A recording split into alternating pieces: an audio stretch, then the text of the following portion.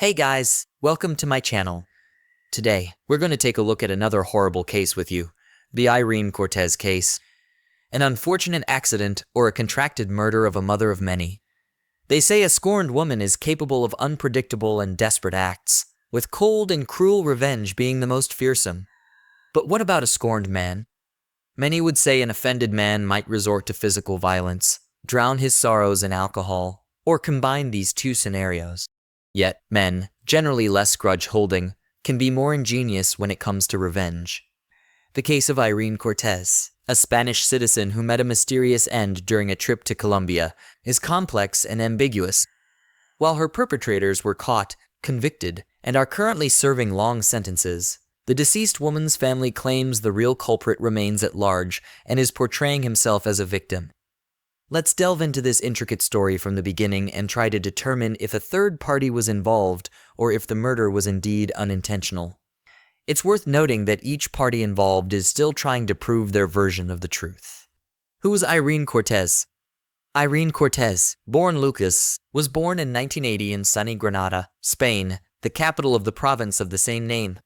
She grew up in a well-off family with a brother and sister. Her parents ran a small but profitable business. According to some reports, her father passed away early, but her mother, Maria Lucas, took over the business operations, expanded the enterprise, and ensured her children lacked for nothing. Maria's older brother, Uncle Pedro Lucas, was also a significant help. Irene was the eldest of the three children, a beautiful and sociable girl. She loved being the center of attention and attracted boys from an early age.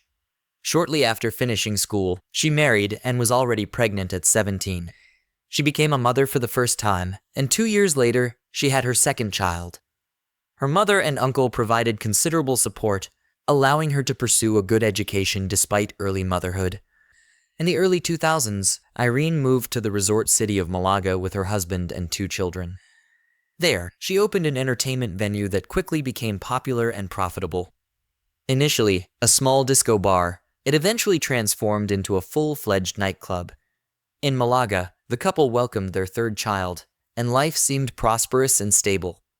At 25, Irene's husband was arrested and sentenced to 5 years in prison for trafficking illegal substances. Tragically, he lost his life in prison under mysterious circumstances. The responsibility of raising the children fell solely on Irene's shoulders. Remembering how her mother single-handedly raised 3 children, Irene was determined to persevere. She successfully managed her business, earned well, and had big plans for the future. Relationship with Farid H. Saras. Farid H. Saras, a native of Baronia, Colombia, was born in 1976. Growing up in a large, impoverished family, he was the youngest of his siblings. His parents separated in the early 90s when he was still a teenager. His older siblings were independent by then, and Farid stayed with his mother. In 2001, at 25, Farid, along with his elderly mother, moved to Spain in search of a better life. They settled in Malaga, where Farid took any job he could to support himself and his mother.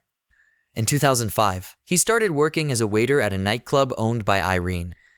Irene immediately noticed Farid's hard work and reliability. She was also attracted to him, and Farid, in turn, did his best to please her. At the time, Irene's husband was incarcerated, and she planned to file for divorce but couldn't before her husband's untimely demise. Irene and Farid's employer-employee relationship soon blossomed into romance. Farid wasn't deterred by Irene's 3 children from previous relationships, nor was Irene bothered by Farid's humble background as a waiter, whose salary she paid. Within months of starting their relationship, the couple decided to move in together. They settled in Irene's spacious apartment, and soon after, Irene became pregnant with Farid's child. They went on to have 2 children together. It's unclear if they were officially married, but Irene kept her first husband's surname, while the children born with Farid carried the H. Saras surname. Imprisonment and infidelity. In 2009, Irene's past seemed to repeat itself. Like her first husband, Farid was arrested for distributing illegal substances and sent to prison once again. Irene was left alone, this time with 5 children. Farid was sentenced to 3 years but served only 1.5, being released early for good behavior and cooperation with the investigation. However, soon after Farid's imprisonment, Irene found solace in the arms of another man and lived with him. For those 1.5 years, Farid learned of her infidelity only after his release. Understandably furious, he threatened her and her lover and almost attacked the man, narrowly avoiding another legal issue. Eventually, they resolved the matter peacefully. Farid forgave her for the sake of their children, and they resumed living together as if there had been no imprisonment or infidelity. Irene's relatives were always skeptical about Farid.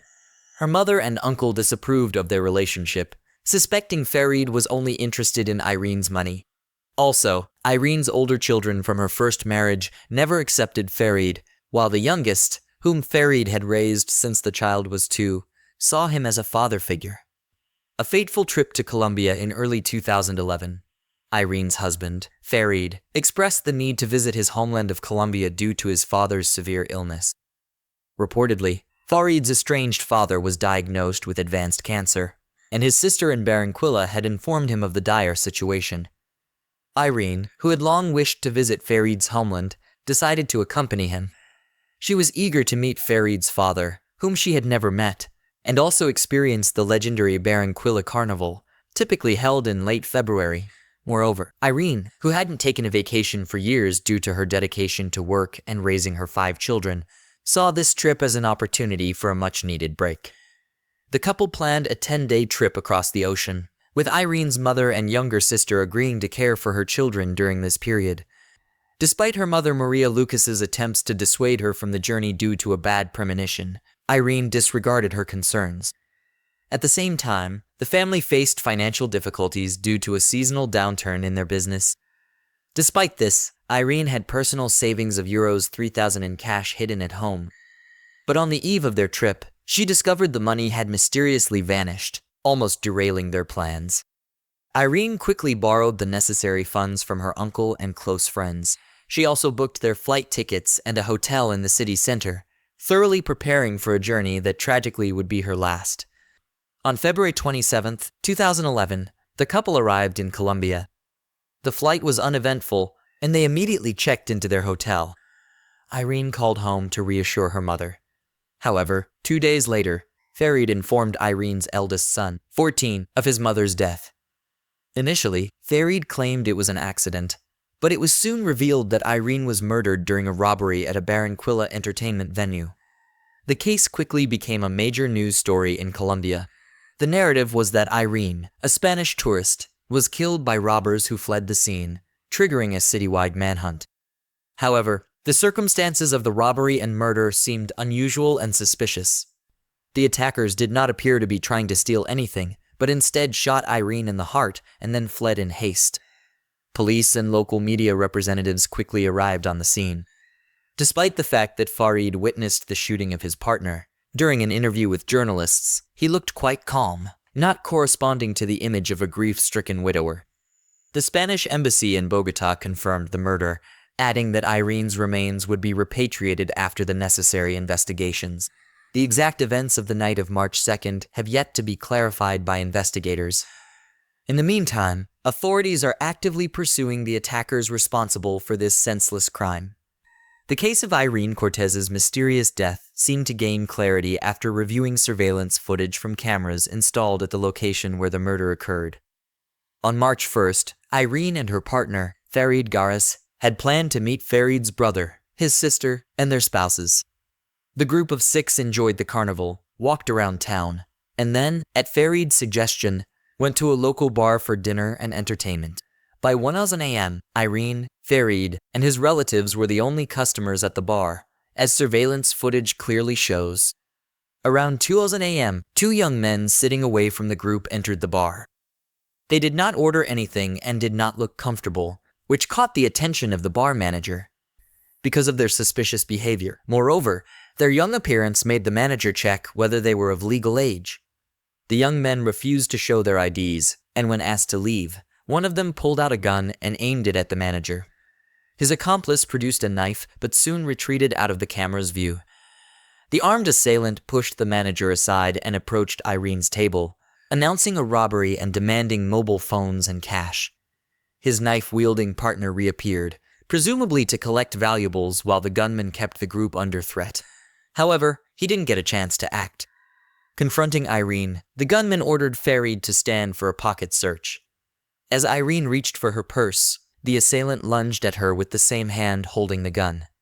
A shot was fired as he grabbed the purse, striking Irene directly in the chest. She collapsed to the floor as the assailants fled without taking anything. Farid and his brother chased after them, while his sister tried to stop Irene's bleeding and his brother's wife called for emergency services. Unfortunately, the culprits were too fast to catch. The men returned to the bar, attempting to aid Irene, but it was too late. Emergency responders arrived quickly, yet Irene succumbed to her injuries en route to the hospital, leaving behind a baffling case and a grieving family. In the wake of the robbery and homicide that took Irene Cortez's life, law enforcement mobilized all available resources. The city was teeming with tourists for the carnival, and ensuring their safety was paramount. A reward of 10 million pesos, about Euros 3,500, was announced for information leading to the culprits. The first suspect, the gunman Brian Dario, was apprehended the next day. He quickly implicated his accomplice, Juan Carlos. Juan, 18, surrendered to authorities, hoping for leniency. During interrogation, Dario claimed dire financial straits, debts, and a sick child in need of costly treatment drove him to the crime, corroborated later by his relatives. He maintained that Irene's shooting was accidental, occurring while trying to snatch her purse. Juan Carlos contended he was an unwitting participant. He said Brian didn't reveal his plans, but asked for backup in a job. He claimed to have only a small knife for intimidation, not harm, and left the scene once he realized Brian's intentions. However, surveillance footage contradicted his claims, showing him returning to Brian. With both perpetrators in custody and their confessions, the case appeared solved, with prison sentences looming. The court found Dario guilty of robbery and homicide under aggravating circumstances, sentencing him to 23 years. Carlos received 17 years for complicity in these crimes. From the early stages of the investigation, the family of the deceased woman openly accused Farid of aiding the murder of his wife. Irene's mother and uncle hired a detective who conducted an independent investigation, gathering additional materials and evidence to hold the man accountable and prove his involvement in the crime. Starting with the earlier mentioned disappearance of Euros 3,000 from the hiding place in Cortez's house. According to Maria Lucas, only Farid knew about this money, and he was the only one who could have discreetly taken it. The woman told her daughter about this from the beginning, but she did not want to listen. Now she believed that her son-in-law used this money to pay Dario to kill his wife. Another weighty argument was the fabricated illness of the man's father, whom he was so eager to visit. It turned out that no cancer diagnosis was made for the elderly parent, and he was quite healthy for his age. Farid concocted this story, making it the main pretext for the trip to Colombia. Also, it was Farid who initiated the visit to that fateful establishment. Moreover, he insisted on continuing the feast deep into the night when all the other visitors had long dispersed, and their company was alone in the hall. Further, the detective conducted a detailed analysis of those very recordings from the cameras, giving an assessment of what was happening and making his own conclusions. He noticed that the criminals acted strangely. Juan was clearly scared and most likely really did not understand what was happening, while Brian approached the company, came up to Farid, and raised him but did not directly threaten him with a gun. It looked like the men knew each other and acted cohesively. Then Farid strangely moved behind Irene, who was sitting at the table. When she reached into her bag to get her wallet, the criminal with the gun looked at the man as if waiting for a signal. It's hard to say exactly whether he received any kind of sign as the victim and her husband were back to the camera. After the shot, the man chased the killer, but in the expert's opinion, he deliberately let him escape. However, the latter statement can be considered controversial, as Brian was armed with a gun, and Farid could reasonably fear for his life. Also in question was the man's behavior after his chosen one was declared dead. He willingly gave interviews to the arrived correspondents, talked about the details of what happened, and at the same time did not look too upset or depressed. Another important question: why, after the tragedy, did Farid call not Irene's mother, not her uncle, or any of the adult relatives, but dialed the number of her 14-year-old son to tell him about his mother's death? According to Maria Lucas, he wanted to personally inflict pain on the teenager, punishing him for not recognizing the stepfather's authority and treating him disrespectfully. The woman's uncle was the first to dare to give an interview in the press and openly talk about his suspicions and the results of the investigation. Pedro Lucas was sure that Farid planned the trip in advance, essentially luring Irene into a trap. The money stolen from her was used to pay for the services of a hired killer, and after her death, he planned to establish guardianship over the children and take over the business of his deceased wife. Farid's mother did not silently listen to her son being accused of a terrible crime and openly stood up for her offspring. The woman claimed that her offspring was madly in love with Irene and her children and would never harm her. However, in the end, the parent inadvertently let slip a phrase about the chosen one not having to cheat on Farid, as this greatly offended his pride. Also, an unpleasant detail emerged about Farid leaving Spain on fake documents, as he was not allowed to leave the country because he had recently been released from prison on parole. The man himself denied this information, stating that he left legally and Irene acted as his guarantor. 12 days after the tragedy, Irene's body was returned to her native Spain. The funeral was conducted with a closed casket, as the remains had begun to decompose after such an extended period. Hundreds attended the funeral. Family, friends, neighbors, and even those who didn't personally know Cortez but had heard about the resonant story and wanted to express their condolences to the family. The only person missing from the farewell ceremony was Farid, who simply feared returning from Colombia, apprehensive of retribution. Farid claimed that the relatives of his late wife had repeatedly threatened him and his elderly mother. For this reason, before flying back to Spain, he intended to appeal to the authorities to ensure his safety. He sought a protective order to be able to attend the funeral, but his request was denied, and Farid decided not to take the risk. In turn, Farid filed a complaint in court against the relatives of his deceased wife, who he alleged hindered his return home. However, Maria and Pedro Lucas denied his claims, stating they were most interested in his return to face trial in Spain.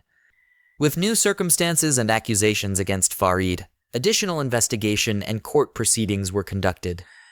Dario and Carlos, already serving their sentences in a Colombian prison, were interrogated about their acquaintance with Farid and a possible premeditated conspiracy. However, Brian categorically denied this assumption. He continued to insist that the murder was an accidental result of a failed robbery attempt. He claimed he had never seen Farid before, let alone been hired as a hitman for his wife. The accusations indeed seemed to be grasping at straws, with no irrefutable evidence of premeditation or a contract killing, only assumptions and interpretations of the events on the recording. Dario also confessed that he was under the influence of alcohol and prohibited substances that evening, hence his poor recollection of the event's chronology. As for Carlos, he maintained that his friend did not involve him in his plans, and everything that happened in the bar was as shocking to him as it was to those they attacked. Juan appeared to be telling the truth, but Brian's words, who made the fatal shot, raised some doubts. Consider this: he failed to commit the robbery, ended up in prison, but his sick child still received the necessary expensive treatment. Brian claimed that kind-hearted people, learning about his motive, helped him. However, the Lucas family lawyers tried to prove that the euros 3,000 stolen from Irene, which Farid paid for her murder, were spent on the treatment. Supposedly, Brian agreed to sacrifice himself and go to prison to save his child and secretly pass the money to his wife. This version, however, was never proven. Returned to Spain only after obtaining a court order that guaranteed his safety, did Farid decide to return to Spain. Several months had passed since the tragedy, and the media frenzy had subsided. Upon his return, Farid claimed to have brought investigation materials proving his innocence in his wife's murder. He cited his main reason for returning as a desire to care for the children he shared with Irene, who had been under the care of the deceased's relatives during his absence. 6 months later, Farid decided to give a major interview in which he revealed that he had lost virtually everything. He was jobless, his passport had been annulled, preventing him from leaving the country, and to add insult to injury, his friends had turned their backs on him, and the mother and uncle of his late wife forbade him from seeing his children. Farid repeatedly faced Maria and Pedro Lucas in court. He accused them of threatening him while they attempted to prove his involvement in Irene's murder. However, Neither side could substantiate their claims. Ultimately, the children remained in the custody of their grandmother and uncle, and the widower was unable to claim any of his late wife's property. Thanks for watching. Guys, do you think Farid is guilty in the death of his wife? Subscribe to the channel and don't forget to press the bell not to miss new stories from around the world. See you soon. Take care.